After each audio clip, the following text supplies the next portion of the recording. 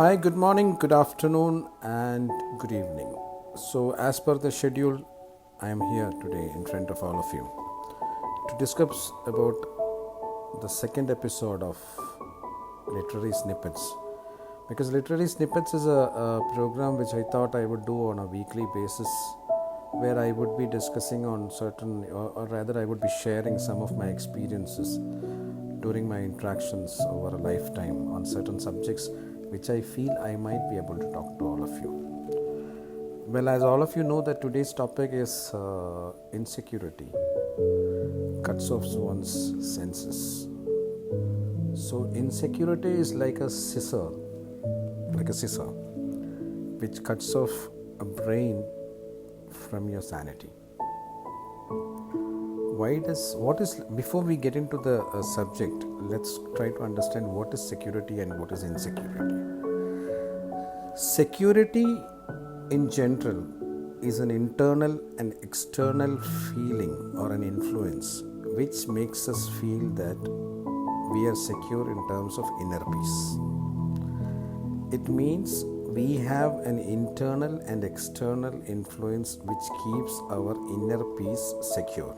That is called security.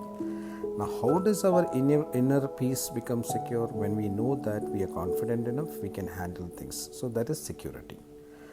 What is insecurity? Insecurity is an external or internal influence which makes us feel that we are falling low on the ranks what is expected from a society.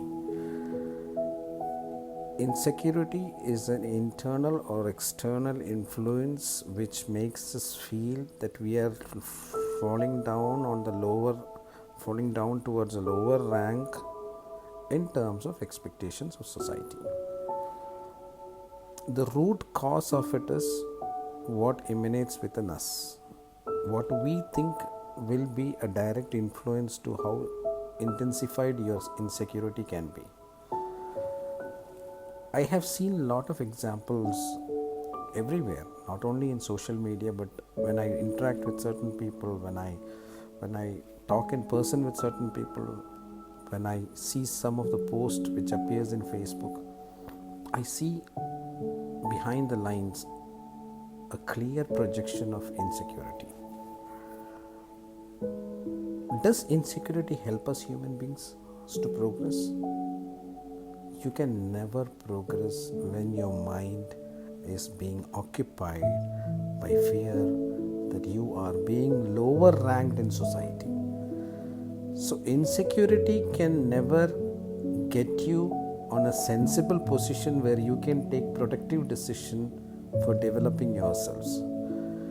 The major cause of insecurity in all our lives is it can be related to personal affairs within your house, it can be related to job insecurity, it can be related to economic issues, it can be related to your fame getting lowered. So there are so many things which makes you feel insecure in life. When it comes to a writer, the major insecurity or major problem what I see in writers is that they fear that they are falling lower in rank over their counterparts. The writers feel that they are falling lower in rank over their counterparts. Well, if you feel that you are falling lower in rank over your counterparts, it doesn't mean that you have to display all your accolades, your kind of certificate collection or your awards what you have won. That is not how you overcome insecurity. You overcome insecurity in literature by taking your pen and starting to write.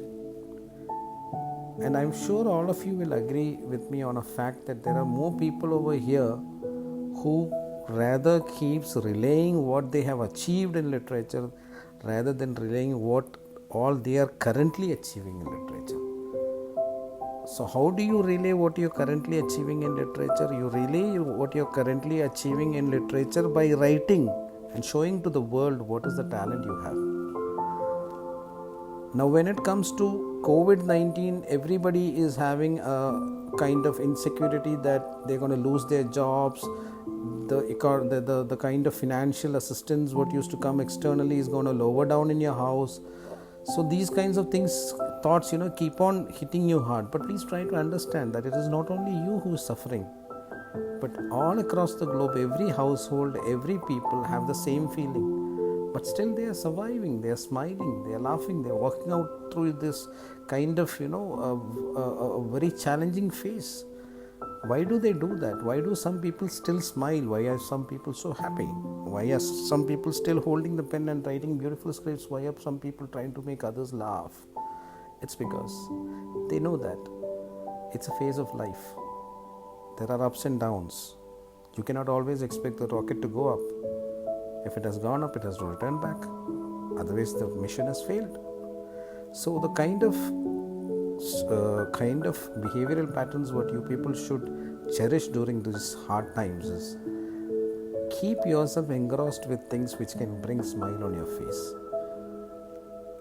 And bringing smile on your face is not displaying your accolades or certificates or boasting about that I've done this, I've done that, I've conquered the mountain. That's not how you do it. The way you keep yourself engrossed and happy is write some beautiful script, inspire people. By motivating others, by interacting with others, by encouraging others, you're also encouraging yourselves. So these are certain ways where you can, keep yourself engrossed in a way that insecurity doesn't conquer you on a harder front. Because what happens is when you become insecure, your brain gets all the sensible things into oblivion and it keeps only focused on one particular thing. Where are you today? You are a failure. This is the kind of thought which keeps boomeranging around your own brain. You are not allowing any kind of productive thoughts to come inside. So in a way, it cuts off your senses. You're completely lost. And due to this kind of influence called insecurity, you tend to do all kind of frivolous things which might make others even laugh.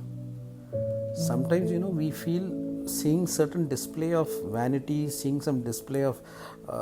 I recently saw one writer calling another writer the noble, the holy, the king, the godlike writer of the world. So why does he have to use that kind of eulogy to describe his friend? It means that he himself feels insecure that the other writer is a great writer. And of course, you know very well, you scratch my back, I scratch your back. This happens a lot on Facebook. Because we have among writers a system called lobby system, which of course we have always seen them getting into failures. That is another chapter which I will discuss on some other day. So what happens is, the more you are stronger, the more you become braver when your mind works independently on a positive note. On a positive note is how? Now what is positive note? Positive note is to think that we are in a crisis, but I can't spoil my day, I can't spoil my minute, I can't spoil even 1 second. Let me be happy with what makes me sure that my inner peace is secure. And keeping inner peace secure is not by displaying accolades and telling the people that I was a great man, I was once upon a time this, I conquered this. No. That's not how you overcome insecurity. That is actually, you are exhibiting your insecurity to the public.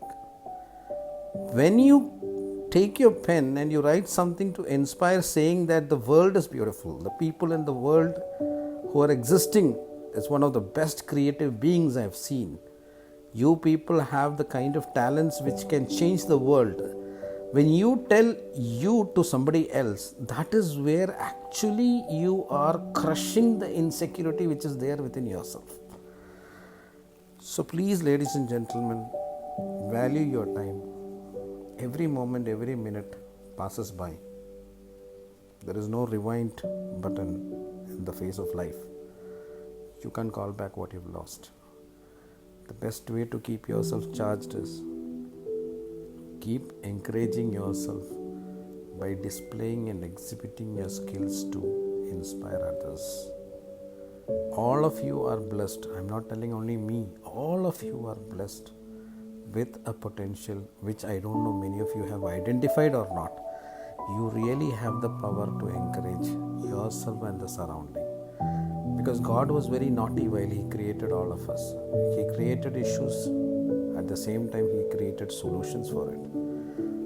But finding out the solution for a problem, a thought of fear, how to overcome it, and all is within yourself.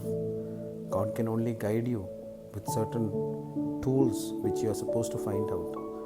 And the best way to overcome your problems is identify your value by encouraging others.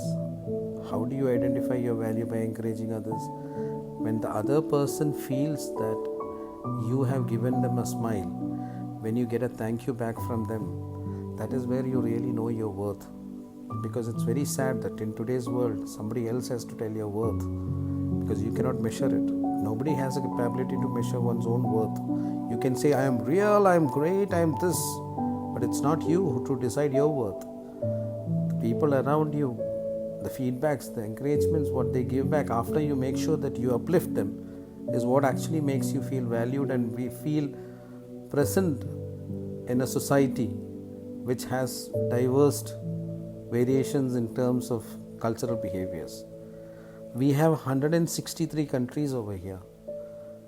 Until and unless if you can't satisfy every countries by encouraging them, by uplifting them, by giving them thoughts which can inspire them, by taking time to value their presence, by taking time to thank them for making you a student of life where they have also taught you a bit, how would you value yourself? By insecurity? By palpitation? By sweating?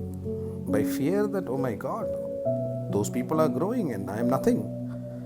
I'm still here watching and other people are all developing.